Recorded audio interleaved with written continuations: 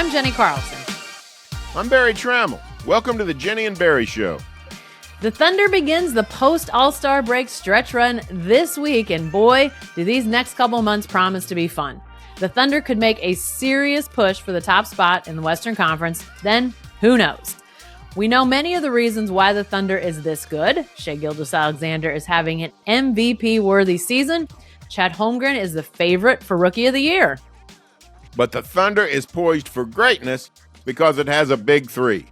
Jalen Williams looks to be a star in the making. The Santa Clara product is coming off back-to-back 30-point games, and he plays some of his best basketball in crunch time. How good is he? And how good could he become? We'll talk about all that and much more. But first, we want to say thanks to these sponsors for supporting the Jenni and Berry Show. The Oklahoma Ford Dealers Association, MidFirst Bank, Next Gen Roofing, Two Fellas Movers, the National Cowboy and Western Heritage Museum, 988, Oklahoma's Mental Health Lifeline.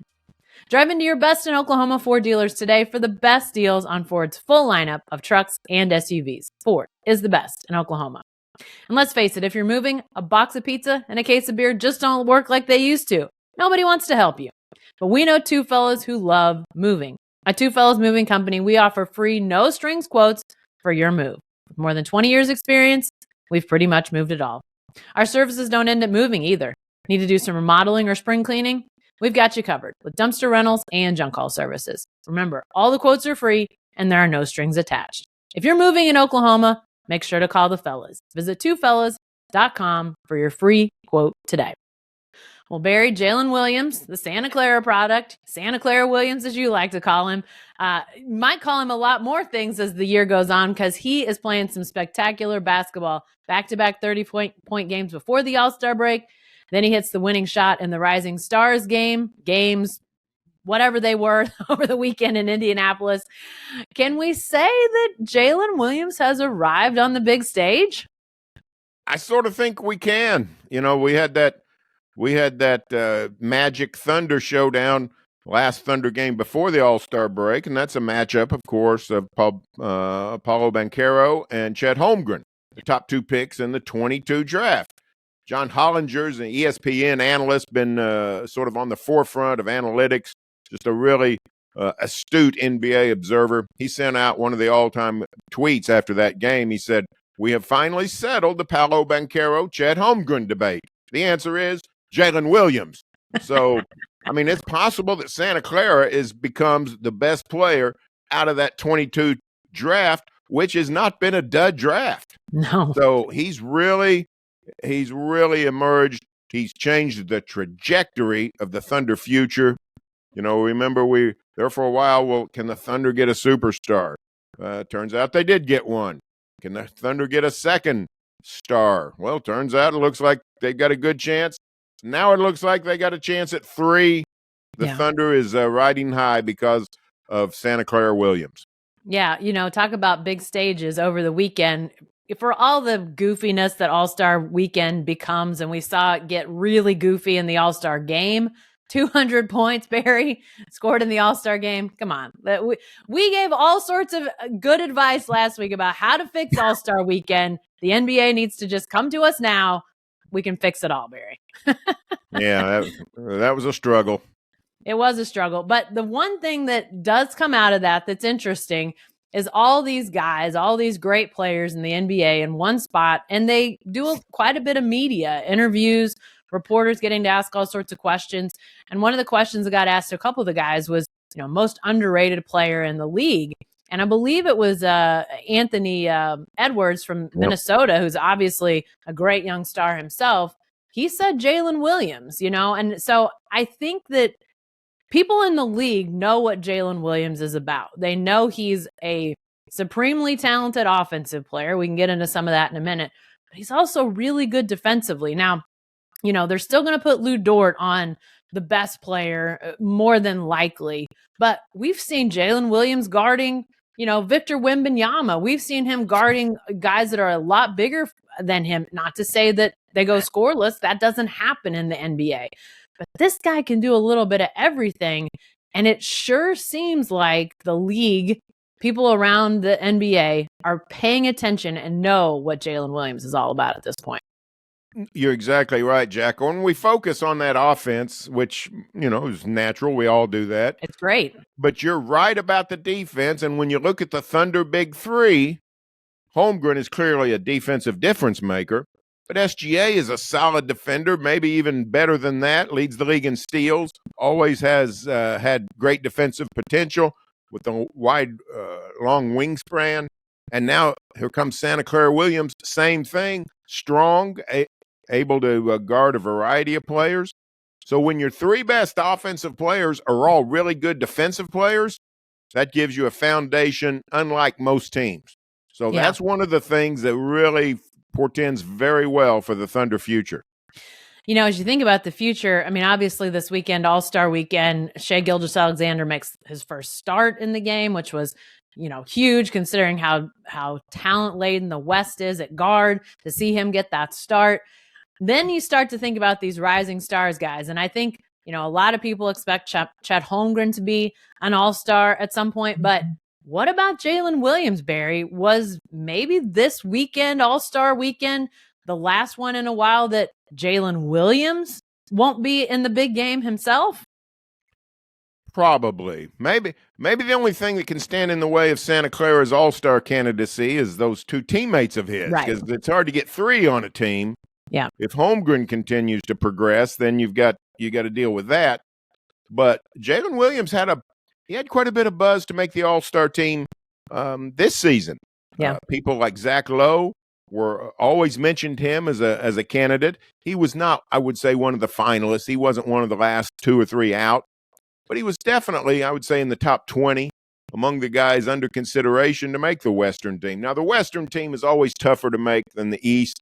You saw people like Scotty Barnes and Banchero make the All-Star team for the Eastern Conference this year. Santa Clara would have gotten in ahead of either one of those guys, I think. If he was in the East, this kind of player in the East. So that the Western Conference has always, and looks to be in the near future, at least continuing, an impediment for All-Star selection. But he's knocking on the door, and for all we know, he's going to bang it. He's going to bang it down. I went and did some research. He's 22. He turns 23 in April. So this is basically his age 22 season. I went and looked at recent Thunder stars of young ilk. I didn't use Kevin Durant because Kevin's from a different planet. Kevin Durant is, he's a different level of NBA talent. But I looked at James Harden, Shai Gilgeous-Alexander, and Russell Westbrook. And I looked at points per game, which is a solid stat. And then I looked at the two that I really follow the most. One is true shooting percentage. The other is PER, which is John Hollinger's player efficiency rating. So when you look at both their second season in the league and their age 22 season, Santa Clara Williams ranks right there with those guys.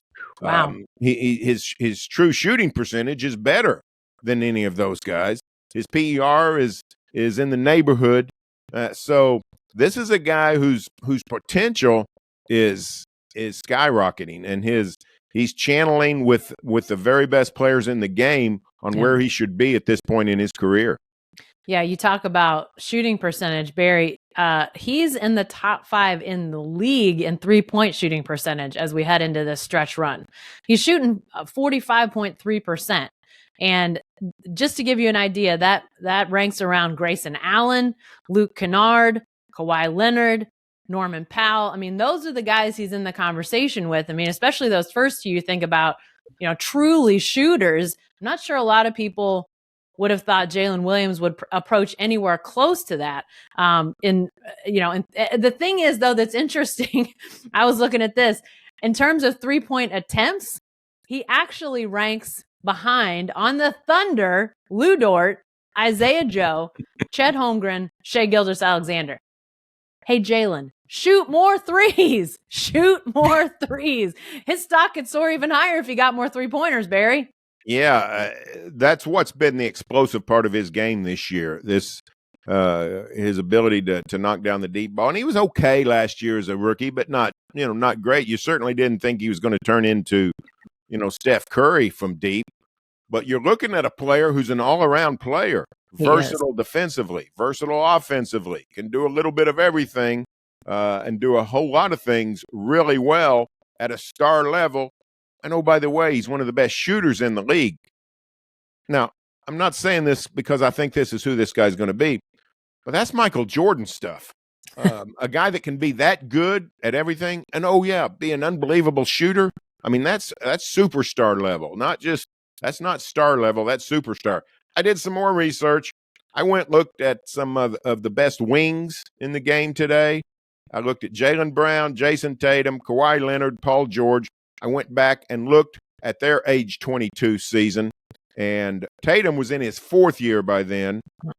The others in their third year. Santa Clara's just in his second, but his true shooting percentage trumps all of them. His PER is sort of in the middle of them. But I mean, that's the company he's keeping. He's producing like a young Harden and a young Westbrook and a young SGA and Jason Tatum and Kawhi Leonard did and Paul George.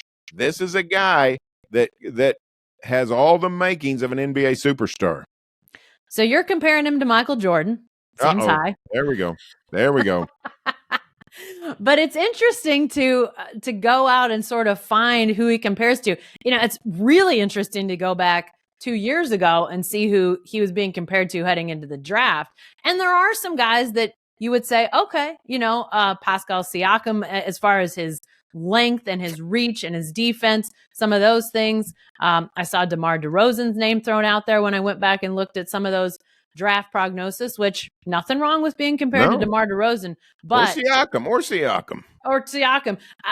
Tyrese Halliburton sort of springs to mind too, which obviously he's having a fantastic season in Indianapolis this year. So all really good players, but when you start talking about historic, big picture, I mean, yeah, and we've talked about him before, Barry. I think you use the phrase, Swiss Army knife when it comes to what he does. He does a little bit of everything. And, it's interesting, as I was going back to look at some of those pre-draft evaluations, there were questions now that seem laughable, questions of Jalen Williams that seem laughable now. Can he get to the rim? How's he going to hold up against NBA defenders? Answer. He can get to the rim just fine and with authority. So some of the questions that were out there, and frankly, because he went to Santa Clara, a mid-major, maybe he didn't have as much, film of him, video of him. You didn't get to see him against the top level teams. I think it speaks again to, Sam Presti, his team's vision to see what could be. And obviously Jalen Williams is, I have to think he's far exceeded what they even thought. But still, to see the possibility, I mean, that speaks pretty highly to Sam Presti, his drafting team, but also then to what Jalen Williams has put in because, we saw it last year, Barry. We saw some really, really positive signs. And yet here's a guy that continues to be on a massive uptick in year two. I mean, talk about big three. I think when we're how big is the big three potentially? I think it could be a pretty dang good trio of players. Well, I mean, the optimism is high and should be high. SGA is a made man. We know he's a superstar. I mean, that's clear. He made first team All NBA last year, NBA All-Star starter this year. A guy whose consistency, durability, all those things have been proven by now. We think the same in terms of the star level for Santa Clara and Chet Holmgren. We think that's coming too, and there are no reasons not to think it. Lots of things could derail it. No reason to even mention them. People know what they are. But they're certainly on track to get there. And frankly, we've seen the big three before for the Thunder. And that was 10 years ago, 11 years ago, with 12 years ago. Keep going back with the Durant, Westbrook, and Harden. The difference is we saw it pretty early with Westbrook. We didn't really see it with Harden until year three. And even when he left, we didn't know it. We didn't know the level of his stardom. I think Sam Presti would probably do a different deal or no deal at all if he even realized the level of Harden's stardom potential. But Santa Clara's surpassed that. We sort of, at this point in their careers, Santa Clara has more potential than even James Harden had. So that makes the future limitless for the Thunder. Now, winning championships, reaching the NBA Finals, reaching the West Finals is Herculean task year after year after year. So this does not guarantee any kind of success. When we were young and naive, we thought so. Back in 2012, lose to the Heat in the finals. Who cares? They'll be back next year. Well, they still haven't made it back. Yeah. But the outlook is fantastic when you have three players this good, this young. I think the interesting thing about this big three is it's different than that first big three too, because you look at the type of players that Durant, Westbrook, and Harden were, and they were very much primary ball handlers who could create. They were fantastic at it, obviously. I mean, splendid in every aspect when it came to that offense, but they were sort of a like-minded band of merry men. These three are different. You know, you've got SGA, who's the ball handler. He can get to the rim. He can create so much, facilitate when he needs to. You've got Chet, who can do a lot of those things, but is a big who can defend. And then, you know, Jalen Williams is kind of a guy that you can use in a lot of different ways. They really are more complementary than that big three that we had before. Yes, it worked great. Yes, there was great success with Durant, Westbrook, and Harden. But it feels like in this era of positionless basketball, when you've got three guys that can play so well together, but all do so many different things, to me, Barry, I'm not going to sit here and say that they're going to surpass that first big three that Oklahoma City was able to enjoy. But it's interesting to think that this is a differently constructed group of three emerging superstars, essentially. It feels different than it did the first time around. And maybe that means more high-level success moving forward. Yeah, and you're right. It does. When you have guys that varied in talent and skill, you can do more things. You can get more things done. Now, Westbrook, Harden, and Durant coming at you with their similar skills was an irresistible force as well. Yeah. But having versatility, having flexibility is a great thing. And here's an example of that.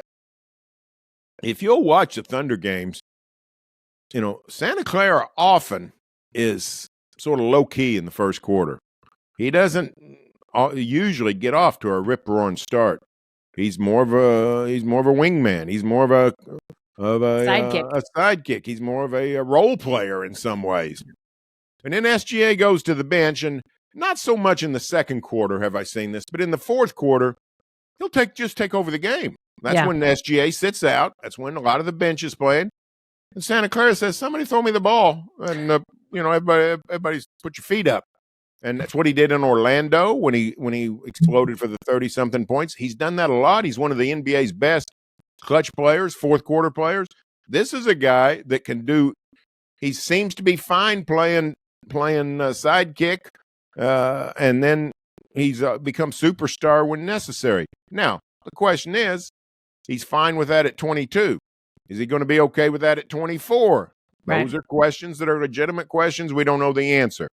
But as of now, he's just a phenomenal piece of this team, in that he can do so many things and just sort of transform himself into whatever the Thunder needs, whether it's just a subsidiary to SGA or take over a game himself. Yeah, that personality is a big part of this. And, you know, obviously that ultimately became a sticking point for James Harden. He wanted to do more, be more. He was more. I mean, let's be honest. It was obvious that all of those things were possible once he was in the position to, you know, lead the team. But you've got Russell Westbrook. It's a little bit hard. You knew Russell Westbrook was that guy. Different, but, you know, still able to carry it. And that's why Oklahoma City decided to do what it did. But if Jalen Williams can maintain, you know, that he likes where he is, he feels good about his role, I think it could be a long-term thing. And, it seems to me, I mentioned before, Barry, this is a guy that we saw make big strides as a rookie. He's making big strides again as a sophomore. Makes you sort of think, where's the upside? What's the ceiling? I'm not sure we've seen him come close to it yet, because it really does feel like he's a guy that continues to evolve. So what is the upside? I mean, for crying out loud, you mentioned Michael Jordan before, so I feel like the upside in your mind might be pretty darn high. Yeah, I mean, I've been throwing out some names I probably shouldn't have thrown out already. Michael Jordan, Jason Tatum, Paul George, Kawhi Leonard. That's probably not fair to them or to Santa Clara Williams. I do think it's safe to say this. I think I think the floor is Jaylen Brown, who is the Celtics' perennial all-star. I think that's the floor. I think that's about the worst that Jalen Williams could be, barring some sort of injury or anything. Right. He's that good already. Some people would argue he's as good now as Jaylen Brown is. So he sort of reached that plateau. And can he get into the Paul George? Maybe. Likely. Probably. Can he get to Kawhi Leonard? I don't know. Kawhi is a heck of a basketball player. But just the idea that you might even think so, is just it's just wonderful possibility. Just the idea that better keep an eye on him just in case he does. And it's at least possible. Yeah. In the same sort of way that you have to tip your cap to Sam Presti and his group for drafting Jalen Williams, for seeing potential that might lead to something like this.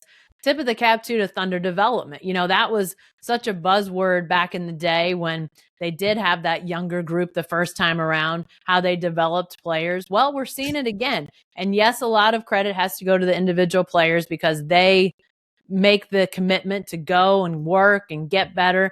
But you got to also credit the way that Mark Dagnall and his group has developed these guys, continues to, stretch them to play into strengths, but also to ask them to do more and different and find maybe even more strengths. So I think that's really interesting, the way that, you've got a guy that has shown himself capable of improving, playing for a franchise that has shown itself willing and able to develop young talent. So it seems like a really, really good marriage between Jalen Williams, this franchise, this group of guys around him as well. So as we're talking about upside, as we're talking about potential, we know SGA is supremely talented. One of the best players on the planet. When you start talking about how great he is and has been, is there a chance Jalen Williams potentially could be as good as SGA? Are we getting to the point where that's even worth talking about? I think we have to say yes, just because two things. One, our eyeballs tell us that. Yeah. A lot of nights, most nights this season, SGA, you could watch and say he's the better player.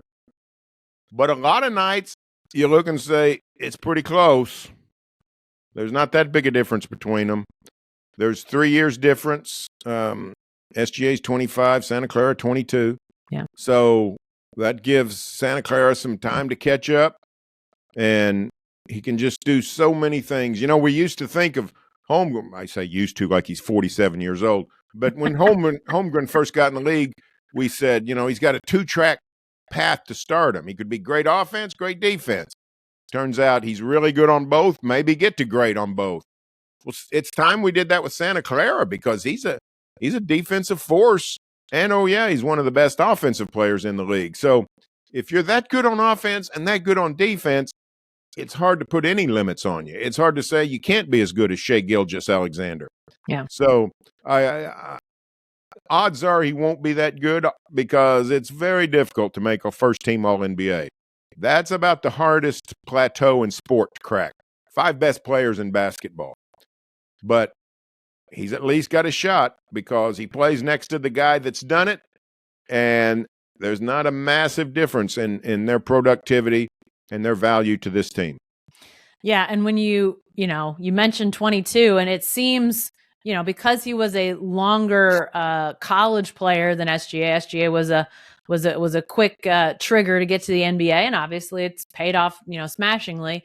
So I tend to think about Jalen Williams as being one of the older guys, and maybe that's a little bit his personality. He's kind of got an old soul personality to him, and that he's very, even though he says and does goofy things in the post-game interviews and all of that stuff, and he's fun follow on social media because he, will poke at himself or poke at the guys, and he's funny. He's got that to him, but he's pretty straight-laced as far as saying what he thinks. So I tend to think of him as older than 22. But when you start to wrap your brain around that, Barry, 22, by the way, when you said Chet Holmgren act like he's 47 old? Because if that's old, I'm in trouble. But 22 is definitely young. Yeah, and Santa Clara, he does have sort of a youthful personality. He's not one of these grizzled veteran NBA players that tries to act cool. It's a refreshing personality. It's very refreshing, very refreshing. So he doesn't take himself too seriously. And the longer that holds, the better off everybody's going to be, including himself. So, yeah, the future's very bright for this. And what you said about the Thunder brass from Sam and his scouting department saying, hey, this is the guy we need, to Mark Daignault and his coaching staff saying, hey, look at this guy, what can we do with him? It's been a perfect marriage, and his development has just been exemplary, and in many ways the envy of the league. Yeah. Well, lots more basketball to be played as the stretch run hits, and we'll be watching Jalen Williams and the rest of the Thunder, but we've got to get out of here for this week. We've got all sorts of Thunder coverage at selloutcrowd.com, and you can find some on our web pages as well. That's barrytramel.com and Jenni-Carlson.com. If you want to see our content sent straight to your inbox, you can sign up for our newsletters. It's an easy thing to do. It's free. Just head to selloutcrowd.com and opt in. If this happens to be your first time hearing or watching us, be sure to subscribe to our show on YouTube or your favorite podcast app. And if you like what you hear, please leave us a review. Thanks for joining us, and we'll see you next time.